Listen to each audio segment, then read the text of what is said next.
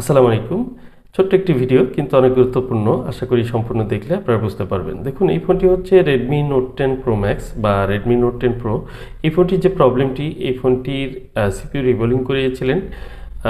কয়েকদিন চালানোর পর ফোনটি আবার বন্ধ হয়ে যায়। ফাইনালি আমার কাছে একবার আসে, আমিও রিবোলিং করে দেই। কিন্তু দেখুন এই ফোনটির যে প্রথমে স্টিল কাটা হয়েছিল, তখন টিনগুলো বাঁকা হয়ে থাকার কারণে বাঁক লাইনের মধ্যে বারবার ঘষা লাগার কারণে এখানে কিন্তু শর্ট হয়ে যেত এবং শর্ট হতে হতে এই লাইনগুলো কিন্তু পুড়ে যায় এবং কি দেখা যায় যখন শর্ট হয়ে যায় তখন ফোনটি ডেড হয়ে যায়।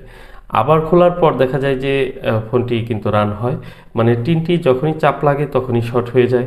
এই যে একটি প্রবলেম, এই প্রবলেমটি কিন্তু বিভিন্ন মডেলের বিভিন্ন ফোনে হতে পারে। আবার দেখা যায় আসার পরে যে ফোনগুলো থাকে সেগুলোতেও কিন্তু এরকমভাবে চাপ লাগার কারণে উপরে থেকে এই ধরনের বাঁক লাইনগুলো বা বাঁক কয়েলগুলো যেগুলো শর্ট হওয়ার সম্ভাবনা থাকে সেগুলোতে কিন্তু শর্ট হতে পারে।